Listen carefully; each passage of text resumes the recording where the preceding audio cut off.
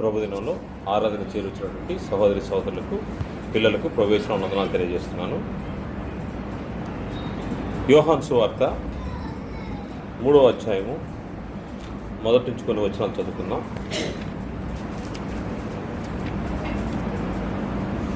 యోహాను సువార్త 3వ అధ్యాయం. యూదుల అధికారి అయిన నికోదేమును పరిసయ్యుడు ఒకడుండెను. అతడు రాత్రి యందు ఆయన యొద్దకు వచ్చి, బోధకుడా, నీవు దేవుని యొద్ద నుండి వచ్చిన బోధకుడని మేము ఎరుగుదుము. దేవుడు అతనికి తోడై ఉంటేనే గాని నీవు చేయుచున్న సూచక్రియలు ఎవడనూ చేయలేడని ఆయనతో చెప్పెను. అందుకు యేసు అతనితో, ఒకడు క్రొత్తగా జన్మించితేనే కానీ అతడు దేవుని రాజ్యమును చూడలేడని నీతో నిశ్చయముగా చెప్పుచున్నాను నేను. అందుకు నికోదేము, ముసలివాడైన మనుషుడు ఎలాగ జన్మింపగలడు? రెండవ మారు తల్లి గర్భమందు ప్రవేశించి జన్మింపగలడా అని ఆయన అడగగా, యేసు ఇట్లనెను, ఒకడు నీటి మూలముగాను ఆత్మ మూలముగాను జన్మించితేనే కానీ దేవుని రాజ్యంలో ప్రవేశింపలేడని నీతో నిశ్చయముగా చెప్పుచున్నాను. నికోదేమనే యూదుల అధికారి క్రీస్తు ప్రభు దగ్గరికి వచ్చాడు. వచ్చి అతను ప్రభువుని గురించి ముందుగా మాట్లాడి ప్రభువుని మెప్పించాలనే మనసు కలిగిన వాడై ఒక మాట అంటా ఉన్నాడు. బోధకుడా, నీవు దేవుని యొద్ద నుండి వచ్చిన బోధకుడు అని మేము ఎరుగుదుము. దేవుడు అతనికి తోడై ఉంటేనే కానీ నీవు చేయించిన సూచక్రియలు ఎవడు నువ్వు చేయలేడని ఆయనతో చెప్పాను. మేము దేవుని దగ్గర నుంచి నీవు వచ్చావని మేము గుర్తెరిగి మీతో మాట్లాడడానికి వచ్చాము. దేవుడు ఎవరికైతే తోడై ఉంటాడో అతను మాత్రమే ఇటువంటి పనులు చేయగలడు. దాన్ని బట్టి మీరు దేవుని దగ్గర నుంచి వచ్చారు అనే విషయాన్ని గుర్తిస్తున్నాం అన్నట్టుగా యూదుల అధికారి మాట్లాడుతూ ఉంటే, ప్రభు అయితే ఆయనకి ఇచ్చినటువంటి సమాధానము వేరుగా కనబడుతూ ఉంది. ఎలా వేరు కనబడుతుందంటే, ఆయన చెప్పిన దానికి ఈయన చెప్పే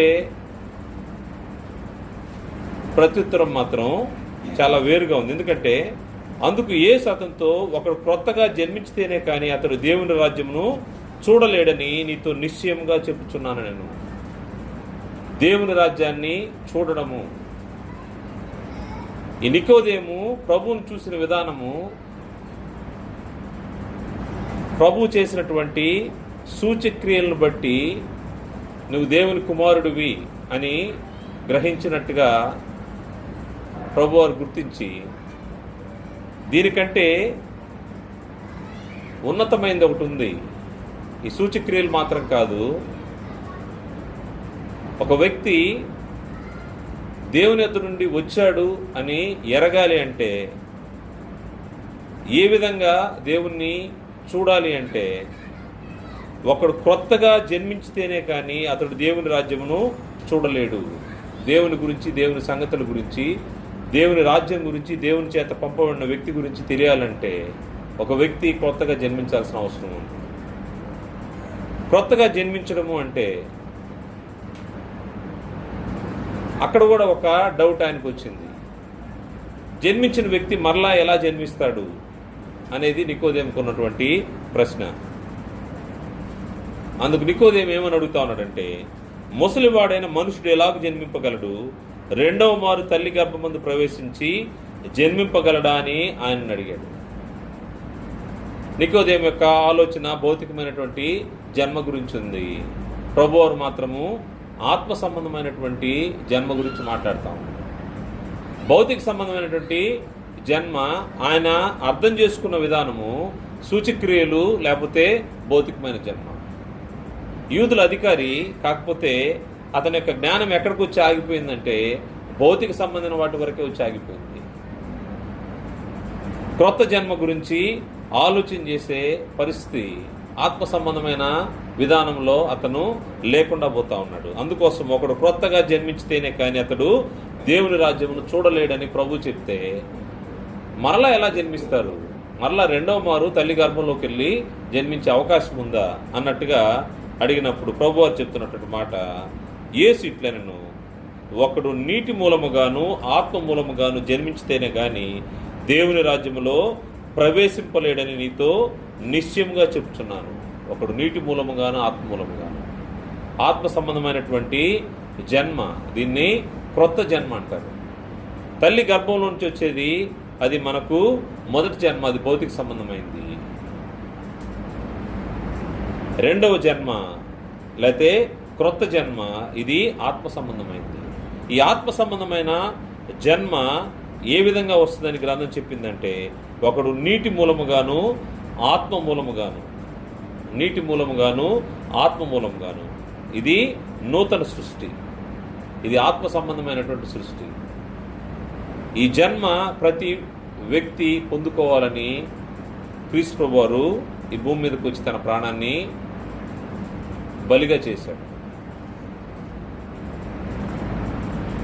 ఈ క్రొత్త జన్మ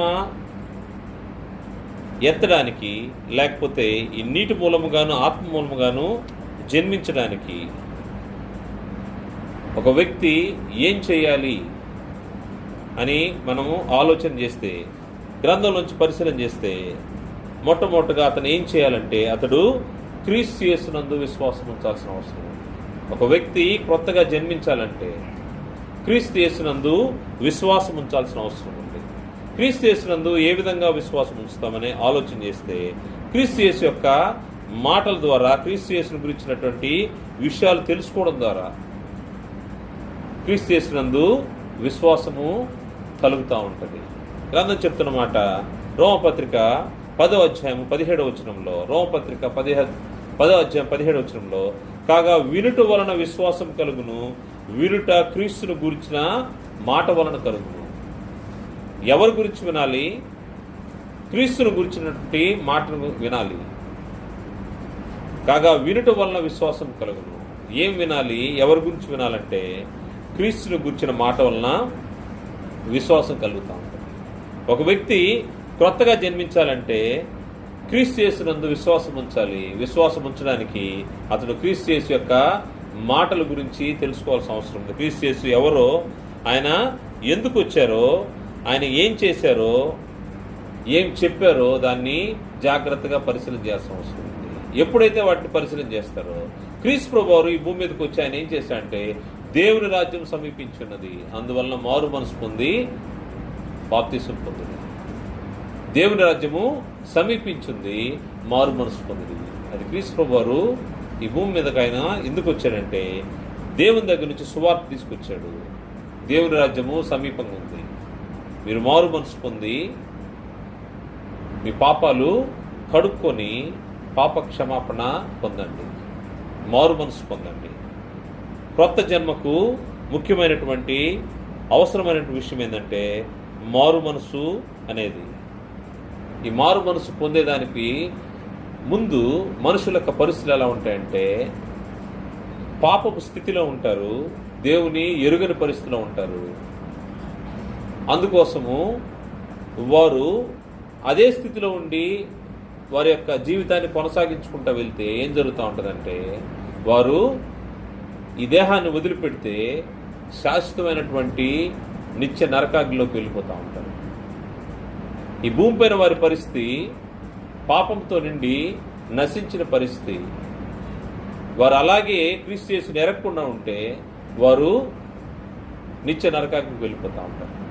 అదే క్రీస్తు ప్రభువారి గురించి వింటే, క్రీస్తు ప్రభువారు ఎందుకు ఈ భూమి మీదకి వచ్చారో విషయాలు తెలుసుకుంటే వారు మార్చుకునేదానికి అవకాశం ఉంటుంది, రక్షించబడేదానికి అవకాశం ఉంటుంది, క్రొత్త జన్మెత్తేదానికి అవకాశం ఉంటుంది. అందుకోసమే క్రీస్తు ప్రభువారు ఈ భూమి మీదకి ఎందుకు వచ్చారంటే, లూకాసు వార్త 19వ అధ్యాయం 10వ వచనంలో, నశించిన దానిని వెదకి రక్షించుట కొరకు మనుష్య కుమారుడు వచ్చాయంట. లూకాసు వార్త 19వ అధ్యాయము 10వ వచనంలో, నశించిన దాన్ని వెదకి రక్షించుటకు మనుష్య కుమారుడు వచ్చెను. ఈ భూమి మీదకి ప్రభువారు ఎందుకు వచ్చారంటే, నశించిన దాన్ని వెదకి రక్షించుటకు. నశించడం అంటే దేవుని చేతిలోంచి, దేవుని సృష్టి దేవునికి అవిధేయులైనటువంటి పరిస్థితుల్లో వెళ్ళిపోయినప్పుడు, దేవుడు ఒక వ్యక్తికి జన్మనిచ్చిన తర్వాత అతని మంచి చెడులు తెలిసి వయసు వరకు దేవుని సంరక్షణలో పెరుగుతూ ఉంటాడు. మంచి చెడులు వచ్చిన తర్వాత, ఎప్పుడైతే తెలుసుకున్న వయసు వచ్చిన తర్వాత దేవుని వెంబడించకపోతే, తన సృష్టికర్త ఎవరో తెలుసుకోకపోతే దేవునికి అవిధేయులైపోతూ ఉంటారు. దేవుని యొక్క ఆజ్ఞ తన్ను ఎరగాలి, తన్ను సేవించాలి. పూర్ణ హృదయంతో, పూర్ణాత్మతో, పూర్ణ వివేకంతో తండ్రి దేవుని సేవించాల్సిన అవసరం ఉంది, ఆయన ప్రేమించాల్సిన అవసరం ఉంది. అది దేవుని ఆజ్ఞ ఉంది. ఈ ఆజ్ఞను అతిక్రమిస్తే, ఒక వ్యక్తికి మంచి చెడులు తెలిసిన తర్వాత దేవుని సేవించాల్సిన అవసరం ఉంది. ఆ స్థితికి రాకపోతే ఆజ్ఞను అతిక్రమించిన వాళ్ళు అవుతారు. ఆజ్ఞాతిక్రమము పాపం అవుతుంది. ఈ పాపములో నశించిన దాన్ని వెదకి రక్షించడానికి క్రీస్తు ప్రభువారు ఈ భూమి మీదకి వచ్చారు. క్రీస్తు ప్రభువారు ఎందుకు వచ్చారో మనం తెలుసుకోవాలి.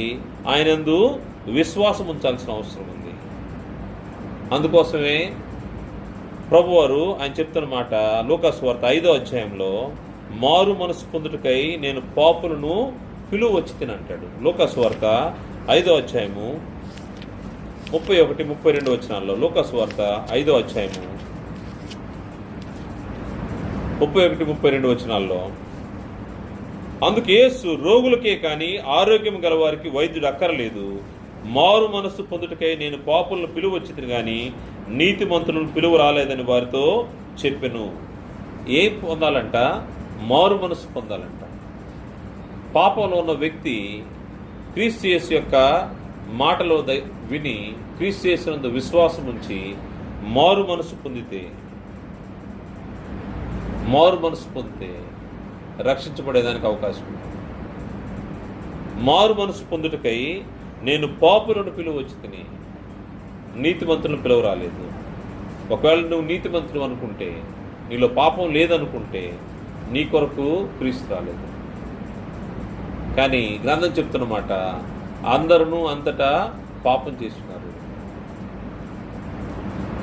దేవుడు అనుగ్రహించే మహిమను పొందలేకపోతున్నారు. అందువల్ల పాపం చేయలేదు, నాకు పాపం లేదని చెప్పడానికి వీలు లేదు. నీకు మంచి చెడులు తెలిసిన తర్వాత నీ సృష్టికర్తను ఎరగాల్సిన అవసరం ఉంది, ఆయన్ను ప్రేమించాల్సిన అవసరం ఉంది, ఆయన ఆరాధించాల్సిన అవసరం ఉంది. అలా రాకుండా ఆజ్ఞను అతిక్రమించి పాపం జరిగించిన తర్వాత ఆ పాపంలో ఉన్నటువంటి నీవు మారు మనసు పొందాల్సిన అవసరం ఉంది. అలా నశించిన దాన్ని వెదకి రక్షించడానికి క్రీస్తు ప్రభువారు ఈ భూమి మీదకు వచ్చారు. ఆయన పాపుల కోసమే ఈ భూమి మీదకు వచ్చాడు. ఈయన వచ్చిన వ్యక్తి ఏం చేశాడో మనకు తెలియాల్సిన అవసరం ఉంది. ఎందుకు క్రీస్తు ప్రభువుని విషయాలు తెలుసుకోవాలి, క్రీస్తు ప్రభువునందు విశ్వాసం ఉంచాలంటే, క్రీస్తు ప్రభువారు మానవాళి కోసం ఏం చేశాడు అది తెలియకపోతే క్రీస్తు ప్రభువారు ఎందుకు వచ్చారో మనకు అర్థం కాకుండా పోతూ ఉంటుంది. క్రీస్తు ప్రభువారు ఏం చేశారంటే, ఎందుకు వచ్చారంటే, రోమపత్రిక 5వ అధ్యాయము 8వ వచనం చూస్తే, రోమపత్రిక 5వ అధ్యాయం 8వ వచనం, అయితే దేవుడు మన ఎడల తన ప్రేమను వెల్లడిపరుచున్నాడు. ఎట్లనగా మనం ఇంకనూ పాపులమై ఉండగానే క్రీస్తు మన కొరకు చనిపోయాను. ఎందుకోసము క్రీస్తు ప్రభువారు ఈ భూమి మీదకి వచ్చారంటే, మనుషుల కొరకు చనిపోవడానికి, మానవాళి పాపముల కొరకు చనిపోవడానికి. ఎట్టనగా మనం ఇంకను పాపులమై ఉండగానే క్రీస్తు మన కొరకు చనిపోయాను. మన కొరకు అంటే మన పాపం నిమిత్తము ఆయన చనిపోయాడు. కాబట్టి ఆయన రక్తం వలన ఇప్పుడు నీతిమంతులుగా తీర్చబడి మరింత నిశ్చయముగా ఆయన ద్వారా ఉగ్రత నుండి రక్షింపబడుదుము. మనం ఇందాక చెప్పుకున్నట్టుగా, ఒక వ్యక్తి పాపంలోనే ఉండి తన జీవితాన్ని కొనసాగించుకొని మరణిస్తే అతను ఎక్కడికి ఏం పొందుకుంటాడంటే ఉగ్రతను పొందుకుంటాడు. అదే క్రీస్తు యేసుని ఎరిగితే, క్రీస్తు యేసునందు విశ్వాసం ఉంచితే, క్రీస్తు యేసు యొక్క మరణము తన కోసమని, తన పాపం నిమిత్తమని, క్రీస్తు ప్రభువారి యొక్క రక్తము, శిలువలో కాచిన రక్తము తన పాపంని కడిగి వేస్తుందని తెలుసుకుంటే అతడు నిత్య జీవాన్ని పొందుకునే అవకాశం ఉంటుంది. ఎవడైనా ఒకవేళ 6వ వచనము, ఏలయనగా మనం ఇంకను బలహీనమై ఉండగా క్రీస్తు యుక్త కాలమున భక్తిహీనుల కొరకు చనిపోయాను. భక్తిహీనుల కొరకు, పాపుల కొరకు, నశించిన దాని కొరకు. ఒక వ్యక్తి కోసం ఇంకో వ్యక్తి చనిపోవడం అనేది చాలా అరుదు. అప్పుడప్పుడు పెద్ద నాయకులు చనిపోయినప్పుడు వారి నాయకుడు చనిపోయాడని బాధలో, ఆవేశంలో, ఉద్రేకంలో కొందరు చనిపోయేది మనం చూస్తూ ఉంటాము. ఎవరైనా ఒక పెద్ద నాయకుడు చనిపోతే ఆయన ఫాలోవర్స్లో కొందరు చనిపోతూ ఉంటారు. దానివల్ల చనిపోయిన నాయకుడికి ఏం మేలు లేదు, లేకపోతే ఈ చనిపోయిన వ్యక్తికి ఏం మేలు లేదు. అంటే ఒక వ్యక్తి గురించి ఇంకో వ్యక్తి చనిపోతే మేలేమన్నా జరుగుతుందంటే లోకంలో అటువంటిది ఏం జరగలేదు. అదే క్రీస్తు ప్రభువారు చనిపోతే భక్తిహీనులమైన మన కొరకు ఆయన చనిపోయాడు. ఆయన చనిపోయిన దాన్ని బట్టి మనకేం జరిగిందంటే మన పాపాలకు క్షమాపణ కలిగింది, మన పాపాలు క్షమించబడ్డాయి. మన ఏ స్థితిలో ఉన్నప్పుడు ఆయన చనిపోయాడంటే మనం ఇంకనూ పాపులమై ఉండగానే క్రీస్తు మన కొరకు చనిపోయాడు. ఆయన రక్తము ఏం చేసిందంటే ఆయన రక్తం వలన ఇప్పుడు మనము నీతిమంతులుగా తీర్చబడి మరింత నిశ్చయముగా ఆయన ద్వారా ఉగ్రత నుండి రక్షింపబడదుము. ఏం జరిగింది ఇంతకుముందు? పాపంలో ఉన్నప్పుడు ఏం జరిగింది? పాపంలో ఉన్నప్పుడు దేవునికి శత్రువులుగా ఉన్నాము, దేవుని యొక్క ఆజ్ఞను అతిక్రమించున్నాము, దేవుడు చెప్పిన దాన్ని చేయకుండా మన ఇష్టానుసారంగా మనం బ్రతుకుతా ఉన్నాము. ఇప్పుడైతే అటువంటి పరిస్థితులు ఉన్న వ్యక్తి కోసము దేవుడు ప్రేమించి తన కుమారుడైన క్రీస్తు ప్రభువారిని బలిచ్చాడు ఆయన రక్తము ద్వారా. 10వ వచనం చూస్తే, ఏలైనగా శత్రులమై ఉండగా ఆయన కుమారుని మరణము ద్వారా మనము దేవునితో సమాధానపరచబడిన ఎడల సమాధానపరచబడిన వారమై ఆయన జీవించుట చేత మరి నిశ్చయముగా రక్షింపబడుదుము. దేవునితో వైరం కలిగి ఉన్నాం మనం. దేవుని ఆజ్ఞను అతిక్రమించిన దాన్ని బట్టి దేవునికి మానవునికి ఉన్నటువంటి సంబంధం తెగిపోయింది. ఆ తెగిపోయినటువంటి బాంధవ్యాన్ని, సంబంధాన్ని సమాధానపరిచే పని క్రీస్తు ప్రభువారు తీసుకున్నారు. ఆయన ఏం చేశాడంటే దేవునితో మనకు తెగిపోయిన కనెక్షన్ లేకపోతే సంబంధాన్ని మరలా ఆయన పునరుద్ధరిస్తూ ఉన్నాడు, సమాధానపరుస్తూ ఉన్నాడు. ఏలైనగా శత్రులమై ఉండగా ఆయన కుమారుని మరణం ద్వారా మనం దేవునితో సమాధానపరచబడిన సమాధానపరచబడిన వారమై ఆయన జీవించడం చేత మరి నిశ్చయముగా రక్షింపబడుతుంది. అంతేకాదు మన ప్రభు అయిన యేసుక్రీస్తు ద్వారా మనము దేవుని యందు అతిశయపడుచున్నాము. ఆయన ద్వారా మనం ఇప్పుడు సమాధాన స్థితి పొంది ఉన్నాము. క్రీస్తు యేసు ఎందుకు ఈ భూమి మీదకి వచ్చాడంటే మన పాపములను క్షమించడానికి, ఆయన రక్తములో మన యొక్క పాపములను కడగడానికి, నశించిన దాన్ని వెదకి రక్షించడానికి క్రీస్తు ప్రభువు ఈ భూమి మీదకి వచ్చాడు. ఒక వ్యక్తి కొత్త జన్మించాలంటే ఏం చేయాలి అని మనం ఆలోచన చేసాం. క్రీస్తు యేసునందు విశ్వాసం ఉంచాలి. క్రీస్తు యేసునందు విశ్వాసం ఉంచాలంటే క్రీస్తు యేసు ఎవరో, ఎందుకు ఆయన వచ్చాడో తెలుసుకోవాల్సిన అవసరం ఉంది. నశించిన దాన్ని వెదకి రక్షించడానికి క్రీస్తు ప్రభువు ఈ భూమి మీదకి వచ్చాడు. వచ్చి తన ప్రాణాన్ని ఇచ్చాడు, ఆయన రక్తాన్ని ఇచ్చాడు. ఆయన రక్తం వల్ల మన పాపములు కడిగివేయబడ్డాయి. దేవునితో మనకు తెగిపోయినటువంటి సంబంధ బాంధవ్యాలు మళ్ళా పునరుద్ధరించబడ్డాయి. అందువల్ల క్రీస్తు యేసునందు విశ్వాసం ఉంచాలి. వినుట వలన విశ్వాసం కలుగును. అది క్రీస్తు యేసు మాట ఉండాలి. క్రీస్తు యేసు ఎందుకు వచ్చారో, ఏం చేశారో ఆ విషయాలు మనకు వినబడతా ఉండాలి. ఆ వినుట వలన విశ్వాసము వచ్చి విశ్వాసం ద్వారా క్రీస్తు యేసునందు విశ్వాసం ఉంచడం ద్వారా మనము రక్షించబడే అవకాశం ఉంది. ఈ క్రొత్త జన్మ పొందే క్రమాన్ని మనము ఆలోచన చేస్తే ఈ క్రొత్త జన్మ కావాల్సింది ఏంటంటే వినుట. ఏం వినాలి? సువార్త వినాలి. ఏం సువార్త? క్రీస్తు యేసుని గురించినటువంటి మాట. ఈ క్రీస్తు యేసుని గురించినటువంటి సువార్త మనకు వినబడినప్పుడు మన పాపం నిమిత్తము క్రీస్తు ప్రభువారు శిలువలో మరణించారనేది సువార్త. దేవునితో తెగిపోయిన సంబంధాన్ని, దూరస్తుల మనల్ని ఆయన సమీపస్తులుగా చేశాడు. అది సువార్త. క్రీస్తు ప్రభువారు శిలువలో మరణించి ఆయన సమాధి చేయబడి 3వ దినమున తండ్రి చేత లేపబడి పునరుద్ధానుడయ్యాడు. అది సువార్త. ఎవరైతే క్రీస్తు యేసునందు విశ్వాసం ఉంచుతారో అదేవిధంగా క్రీస్తు ప్రభువారు లేపబడినట్టు మనము కూడా మరణించిన వారము తిరిగి లేపబడతాము. అది సువార్త. ఎవరైతే క్రీస్తు యేసునందు విశ్వాసం ఉంచి ఆయన మాట నమ్మి ఆయన ఆజ్ఞలు పాటిస్తారో వారు నిత్య జీవాన్ని పొందుకుంటారు. పాప క్షమాపణ నిమిత్తం బాప్తిసం పొందేవారు నిత్య జీవాన్ని పొందుకుంటారు. ఇది సువార్త. ఈ సువార్త వినాల్సిన అవసరం ఉంది. సువార్త వినకుండా ఒక వ్యక్తి దేవుని రాజ్యంలోకి ప్రవేశించలేడు. నీటి మూలంగాను ఆత్మ మూలంగాను జన్మించడం అంటే ఆ వ్యక్తికి మొట్టమొదటిగా సువార్త వినబడాల్సిన అవసరం ఉంది. సువార్త వినబడిన తర్వాత రెండవ క్రియ ఏం జరుగుతుందంటే తన హృదయంలో పని జరుగుతూ ఉంటుంది. సువార్త వినబడిన తర్వాత అది చెవులకు వినబడి తన హృదయంలో కార్యం జరుగుతూ ఉంటుంది. మారు మనసు అనే కార్యక్రమం జరుగుతుంది. ప్రభువారు చెప్పింది కూడా, మారు మనసు పొందుటకు పాపులను పిలువచ్చాను.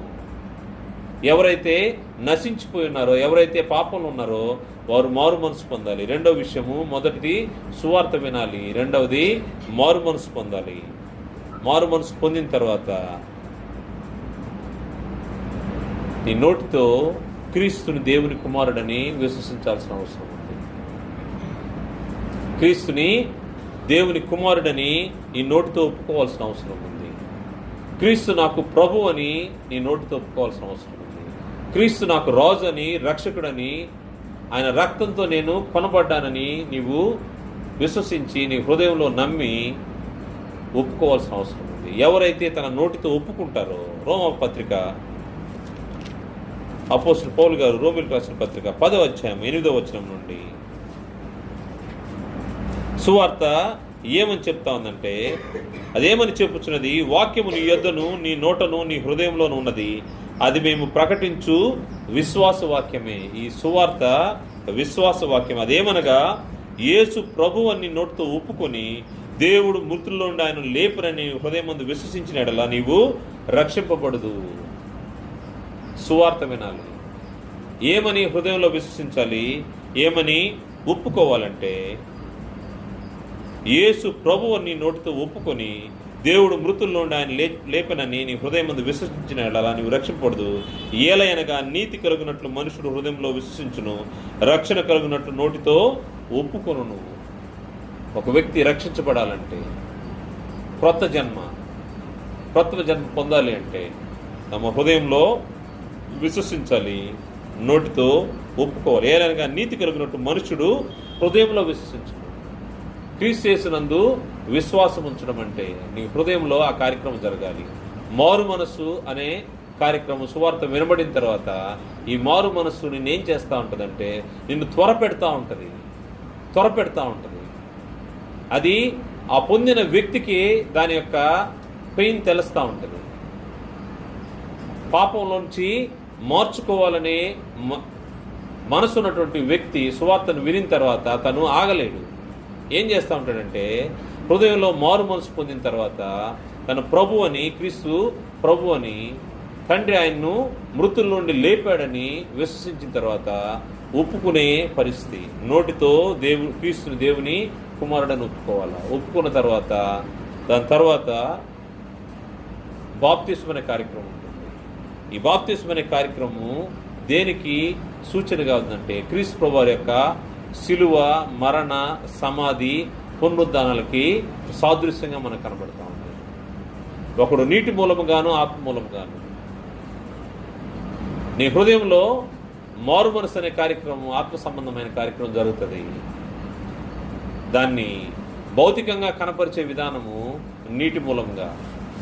ఒక వ్యక్తి నీటిలోకి ఎందుకు వెళ్తాడంటే, తన పాత పురుషుడు తను చనిపోయి ఆ నీటిలో సమాధి చేయబడి, ప్రభు ఏ విధంగా సమాధి చేయబడ్డాడు ఆ విధంగా సమాధి చేయబడి 3వ దినమున లేచినట్లుగా నీటిలోంచి వస్తూ ఉంటాడు. అది క్రీస్తు ప్రభువారి యొక్క మరణానికి సాదృశ్యంగా ఉంటా ఉంది. క్రీస్తు ప్రభువారి యొక్క మరణంలో ఐక్యం కలవారమై అయ్యేదానికి అది సాదృశ్యంగా ఉంటా ఉంటుంది. రోమపత్రిక 6వ అధ్యాయము 1వ వచనం, అలాగని ఏమందుము, కృప విస్తరింపవలని పాపంలో నిలిచింది మాట్లాడరాదు. పాపం విషయమై చనిపోయిన మనము ఇక మీదట ఏలాగు దానిలో జీవించుదము. ఒక వ్యక్తి మారు మనసు పొంది పాప క్షమాపణ నిమిత్తం బాప్తిసం తీసుకుంటే పాపంలో జీవించే పరిస్థితి ఉండదు. ఇక మీదట ఏలాగు దానిలో జీవించుదము. క్రీస్తు యేసులోనికి బాప్తిసం పొందిన మనమందరము ఆయన మరణములోనికి బాప్తిసం పొందుతామని మీరు ఎరుగరా. ఆయన మరణంలోనికి ఈ బాప్తిసం అనే కార్యక్రమము క్రీస్తు ప్రభువారి యొక్క మరణంలోనికి బాప్తిసం పొందడము. ఆయన మరణ, సమాధి, పునరుద్ధానాలకు సాదృశ్యంగా మనము బాప్తిసం తీసుకుంటూ ఉంటాం. కాబట్టి తండ్రి మహిమ వలన క్రీస్తు మృతుల్లోని ఎలాగూ లేపబడనో అలాగే మనమును నూతన జీవం పొందిన వారమై నడుచుకున్నట్లు మనము బాప్తిస్వం వలన మరణములో పాలు పొందుటకై ఆయనతో కూడా పాతి పెట్టబడితిమి. నీటిలో ఆయన సమాధిలో పాతి పెట్టబడ్డాడు, మనము నీటిలో పాతి పెట్టబడతాము. మరియు ఆయన మరణం యొక్క సాదృశ్యమందు ఆయనతో కూడా ఐక్యము గలవారమైన ఎడల ఆయన పునరుద్ధానం యొక్క సాదృశ్యమందున ఆయనతో కూడా ఐక్యము గలవారమైంది. ఏమనగా మనం ఇకను పాపమునకు దాసును కాకుంటకు పాప శరీరము నిరర్ధకమగినట్లు మన ప్రాచీన స్వభావము ఆయనతో కూడా సిలువ వేయబడినని ఎరుగుదుము. మన ప్రాచీన స్వభావము, పాప స్వభావము ఆయనతో కూడా సిలువ వేయబడింది. ఇంకా అది మనలో కనిపించదు. ఒక వ్యక్తి మారు మనసు పొందితే క్రీస్తు యేసు యొక్క మరణ సమాధి పునరుద్ధానాలకు సాదృశ్యమైనటువంటి బాప్తిస్మం. ఈ బాప్తిస్మం ఎందుకోసం అంటే పాపములు క్షమించబడ్డానికి. పాపములు క్షమించబడ్డానికి. అపోస్తలుల కార్య గ్రంథము 2వ అధ్యాయము, అపోస్తలుల కార్య గ్రంథం 2వ అధ్యాయం 38వ వచనంలో పేతురు ప్రసంగించిన తర్వాత వారు ఆయన అడుగుతా ఉన్నారు, మేమేం చేతుమని పేతురును కడమ అపోస్తలుని అడుగా, పేతురు మీరు మారు మనసు పొంది పాప క్షమాపణ నిమిత్తం ప్రతివాడు యేసుక్రీస్తు నామమున బాప్తిసం పొందిరు, అప్పుడు మీరు పరిశుద్ధాత్మను వరమును పొందుదురు. ఈ బాప్తిసం ఎందుకోసం అంటే పాపాలు క్షమించబడతాయి. పాప క్షమాపణ నిమిత్తం మీరు మారు మనసు పొంది, ప్రభువారు తెలియజేసిన సువార్త కూడా అదే, దేవుని రాజ్యం సమీపంగా ఉంది. పాపులు మారు మనసు పొందాలి. ఎవరైతే మారు మనసు పొందుతారో వారు పాప క్షమాపణ నిమిత్తం ప్రతివాడు యేసుక్రీస్తు నామమున బాప్తిసం పొందినప్పుడు మీరు పరిశుద్ధాత్మను వరం పొందుతారు. కొత్త జన్మ, అది నీటి మూలంగాను ఆత్మ మూలంగాను జన్మించే జన్మ.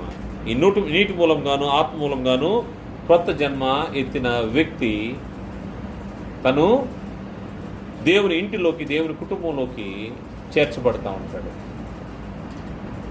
క్రీస్తు ప్రభువారి యొక్క శరీరంలో ఒక అవయవంగా తను అతకబడతా ఉంటాడు. క్రీస్తు ప్రభువారి యొక్క క్రొత్త నిబంధన చట్టం కింద తను జీవించడం, తన జీవితాన్ని మొదలు పెడతా ఉంటాడు. ఆ కొత్త నిబంధన చట్టం ఏంటో మనకు తెలుసు. అపోస్తలుల కార్య గ్రంథము 2వ అధ్యాయము 42వ వచనంలో ఎవరైతే పాప క్షమాపణ నిమిత్తము బాప్తిసం పొందుతారో వీరు అపోస్తుల బోధ ఎందును సహవాసమందును రొట్టె విరుచుట ఎందును ప్రార్థన చేయుట ఎందును ఎడతెగకుండ్రి. ఏం చేస్తూ ఉంటారంటే అపోస్తుల బోధలో వీళ్ళు ఉంటారు, తర్వాత సహవాసంలో ఉంటారు, తర్వాత రొట్టె విరచటంలో, ప్రార్థన చేయటంలో. ఈ కార్యక్రమాలన్నీ ఇది కొత్త నిబంధన చట్టము. ఈ చట్టానికి లోబడి బాప్తిసం పొందిన వ్యక్తి సంఘముతో, క్రీస్తు శరీరంతో కలిసి జీవిస్తూ ఉంటాడు. దీన్ని క్రొత్త జన్మ. పాతవి గతించినవి. ఆత్మూలమైనటువంటి జన్మను గురించి పౌలు గారు తెలియజేస్తూ కొరింథీయులకు రాసినటువంటి 2వ పత్రిక 5వ అధ్యాయము 17వ వచనంలో, కొరింథీయులకు రాసినటువంటి 2వ పత్రిక 5వ అధ్యాయం 17వ వచనంలో, కాగా ఎవడైనా క్రీస్తు యందున్న ఎడల వాడు నూతన సృష్టి, పాతవి గతించును, ఇదిగో క్రొత్త వాయును. ఎప్పుడైతే ప్రాచీన స్వభావము పాతి పెట్టబడుతుందో దాని తర్వాత నీటిలోంచి బయటకు వస్తున్న వ్యక్తి నూతన స్వభావం కలిగి, నూతన జన్మ కలిగి, క్రొత్త సృష్టి, క్రీస్తు యేసునందు నూతన సృష్టిగా చేయబడిన వ్యక్తి. ఎవడైనా క్రీస్తు యేసునందు ఉన్నాడేలా వాడు నూతన సృష్టి, పాతవి గతించను, పాతవి గతించిపోయినాయి, ఇవిగో క్రొత్త వాయును. నూతన జన్మ, క్రొత్త జన్మ. ఈ క్రొత్త జన్మ అనుభవము ప్రతి ఒక్కరు కలిగి ఉండాలని దేవుని యొక్క ఉద్దేశం. అందరూ అంతటా మారు మనసు పొందాలని ఆయన దీర్ఘశాంతాన్ని వహిస్తూ ఉన్నాడు. ఎవరు కూడా నశించిపోకూడదని ఆయన ఆలోచన చేస్తూ ఉన్నాడు. ప్రభువారు చెప్పినట్టు ఒకడు నీటి మూలంగాను ఆత్మ మూలంగాను జన్మించడం వల్ల, దీని ద్వారా ఈ క్రొత్త జన్మ వల్ల మనుషులకు వచ్చే ప్రయోజనం ఏంటి అని మనం గ్రంథంలోంచి పరిశీలన చేస్తే, ఒక వ్యక్తి క్రొత్త జన్మ పొందడం వల్ల అతనికి వచ్చే ప్రతిఫలం ఏంటంటే అతడు నిత్య జీవాన్ని పొందుకుంటాడు. ఈ క్రొత్త జన్మ వల్ల నిత్య జీవాన్ని పొందుకునే మార్గము ముందుగా తెలియజేయబడుతుంది. తను జీవించే జీవిత విధానాన్ని బట్టి తను ఈ దేహంలో ప్రాణం ఉన్నంత వరకు లేదా ప్రభు వచ్చే వరకు తను ఏ విధంగా నడుచుకుంటాడో దాన్ని బట్టి నిత్య జీవాన్ని పొందేదానికి అవకాశం ఉంటుంది. ముందైతే మార్గం తెలియజేయబడింది. మార్గంలోకి వచ్చాము, వచ్చి నిలబడ్డాము. నిలబడిన తర్వాత ఆ రోజు నుంచి మన ప్రయాణం ప్రారంభమవుతుంది. చివరి దినం వరకు నువ్వు ఏ విధంగా ప్రయాణిస్తావో దీన్ని విశ్వాస యాత్ర అంటారు. ఈ విశ్వాస యాత్రలో మనము నిత్య జీవంకి వెళ్ళేదానికి మనము ప్రయాసపడతా ఉంటాము. ఎవరైతే క్రీస్తు యేసునందు విశ్వాసం ఉంచి తమ మార్గాన్ని మార్చుకొని బాప్తిసం పొంది రక్షణ పొందుతారో వారు నిత్య జీవానికి అర్హులుగా ఎంచబడతా ఉంటారు. యోహాను సువార్త 3వ అధ్యాయము 16వ వచనంలో, యోహాను సువార్త 3వ అధ్యాయము 16వ వచనంలో, దేవుడు లోకమును ఎంతో ప్రేమించెను, కాగా తన అద్వితీయ కుమారునిగా పుట్టిన వాని విశ్వాసముంచు ప్రతివాడును నశింపక నిత్య జీవం పొందినట్లు ఆయనను అనుగ్రహించును. దేనికోసము క్రీస్తు ప్రభువు వారి భూమి మీదకి వచ్చారు? క్రీస్తు ప్రభువు వారిని విశ్వసించడం వల్ల, లేకపోతే కొత్త జన్మ పొందడం వల్ల వచ్చే ప్రయోజనం ఏంటంటే నిత్య జీవము, నశింపక నిత్య జీవము. మనం దాన్ని పట్టించుకోకుండా, క్రీస్తు యేసుని గురించినటువంటి విషయాలు తెలుసుకోకుండా మన జీవితాన్ని కొనసాగించుకుంటూ వెళ్ళిపోతే మనం నశించిపోతామనే విషయాన్ని మనము గమనించాము. కానీ ఎవరైతే క్రీస్తు యేసునందు విశ్వాసం ఇస్తారో వారు నశింపక నిత్య జీవం పొందుతారంట. దానికోసమే తండ్రి అయిన దేవుడు లోకాన్ని ప్రేమించి తన అద్వితీయ కుమారుని బలిగా ఇవ్వడానికి ఇష్టపడ్డాడు. ఎవరైతే ఆయన యందు విశ్వాసం ఇస్తారో వారు నశింపక నిత్య జీవాన్ని పొందుతారు.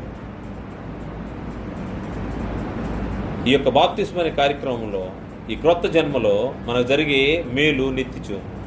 నిత్య జీవం అంటే ఏంటో గ్రంథంలో తెలియజేయబడింది. యోహాను సువార్త 17వ అధ్యాయంలో నిత్య జీవం అంటే ఏంటో, నిత్య జీవానికి ఎవరు అర్హులు అనే విషయాన్ని అక్కడ తెలియజేస్తూ 3వ వచనంలో, అద్వితీయ సత్యదేవుడైన నిన్నును నీవు పంపిన యేసుక్రీస్తును ఎరుగటయే నిత్య జీవము. నిత్య జీవం అంటే ఏంటంటే అద్వితీయ సత్యదేవుడైన నిన్నును, నీ సృష్టికర్త ఎవరో నీకు తెలిసి ఉండాల్సిన అవసరం ఉంది. ఆయన అద్వితీయ సత్యదేవుడు అనే విషయం తెలిసి ఉండాల్సిన అవసరం ఉంది. ఆయన లోకాన్ని ప్రేమించాడనే విషయం తెలియాల్సిన అవసరం ఉంది.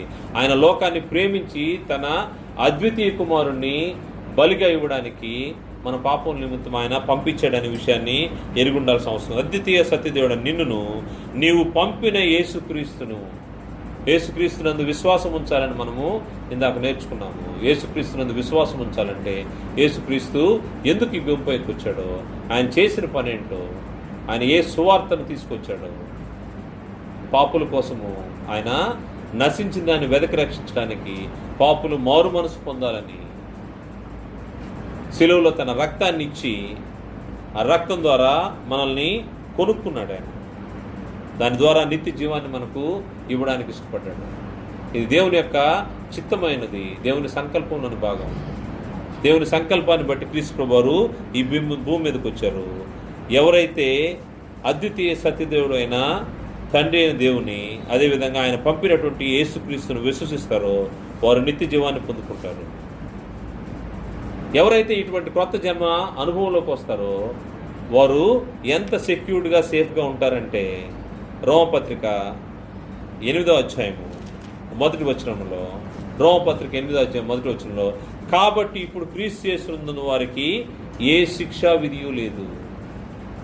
ఇప్పుడు క్రీస్తు యేసునందున్న వారికి ఏ శిక్షా విధి లేదు. ఎవరైతే తమ పాపపు క్రియలు, పాత జీవితాన్ని, ప్రాచీన స్వభావాన్ని విడిచిపెట్టి మారు మనసు పొంది రక్షణలోకి వస్తారో వారు క్రీస్తు యేసునందున్న వారు, వారికి ఏ శిక్షా విధి లేదు. ఎందువల్ల లేదంటే క్రీస్తు యేసునందు జీవమునిచ్చు ఆత్మ యొక్క నియమము పాప మరణముల నియమం నుండి నన్ను విడిపించను. పాప మరణముల నియమము, నువ్వు పాపం చేసిన దాన్ని బట్టి నీ మీద మరణము రాజ్యం వెళ్తా ఉండింది. ఆ మరణము నుంచి నువ్వు ఇప్పుడు తప్పించబడ్డావు.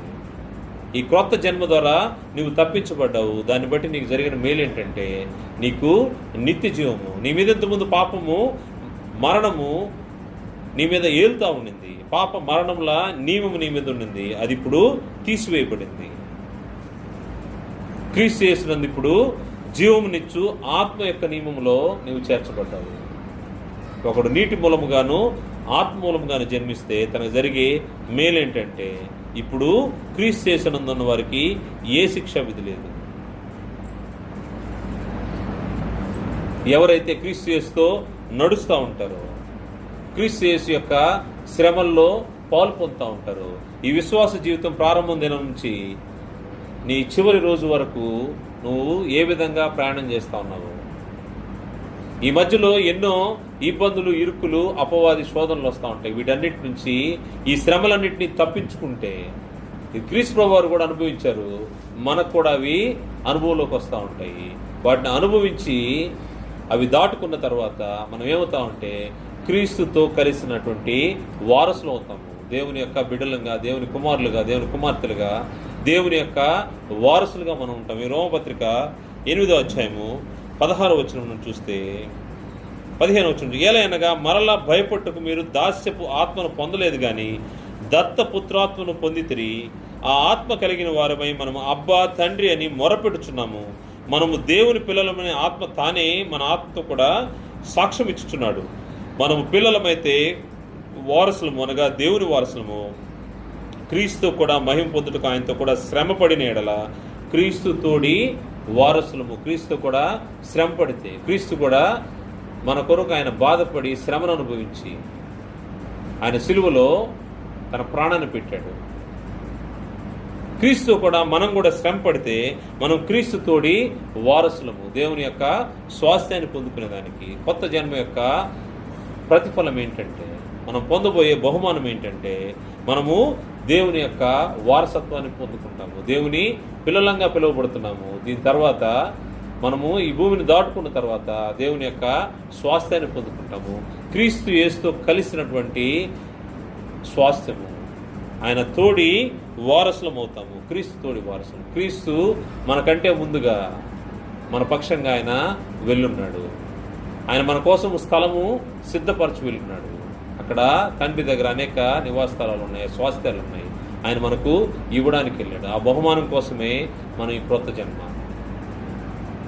నికోదేమో ఆలోచించినట్టుగా అది భౌతికమైనటువంటి జన్మ కాదు, మరలా తల్లి గర్భం నుంచి వచ్చే జన్మ కాదు. ఇది నీటి మూలంగాను ఆత్మ మూలంగాను జన్మించే జన్మ. దీని కొరకు ఈరోజు మనకు జరిగినటువంటి ఒక కార్యక్రమం, ఒక ఆత్మ దేవుని ఇంటిలోకి చేర్చబడింది. నరకాగ్నిలోకి పోకుండా తప్పించబడి దేవుని ఇంటిలోకి చేర్చబడింది. ఇది పరలోకమందు సంతోషించే సమయము. అదేవిధంగా మనం కూడా స్థానిక సంఘంగా సంతోషపడే సమయం. క్రొత్త జన్మ నీటి మూలంగాను ఆత్మ మూలంగాను జన్మించడం ద్వారా విశ్వాస జీవితాన్ని కలిగి ఎవరైతే చివరి వరకు దేవునితో కలిసి నడుస్తారో, క్రీస్తు కూడా శ్రమానుభవాన్ని పొందుతారో, వారు స్వాస్థ్యాన్ని పొందుకుంటారు. దేవునితోడి క్రీస్తుతోడి వారసులు అవుతాం కనుక అటువంటి బహుమానం పొందుకునేదానికి క్రొత్త జన్మ అనేది ఎంతో ముఖ్యమైనది. అనేక మంది ఇక్కడ క్రొత్త జన్మ అనుభవాన్ని కలిగి మనం ఉన్నాము. ఇంకా అనుభవం లేని వారు ఉన్నారు. వారు కూడా ఈ క్రొత్త జన్మ అనుభవంలోకి రావాలని ప్రభుపేట మనవి చేస్తూ, ఈరోజు నూతనంగా క్రొత్త జన్మలోకి వచ్చినటువంటి సహోదరుని బట్టి అందరూ ప్రార్థనలు గుర్తుపెట్టుకోవాలని మనం చేస్తూ ముగిస్తున్నాను. అందరికీ వందనాలు.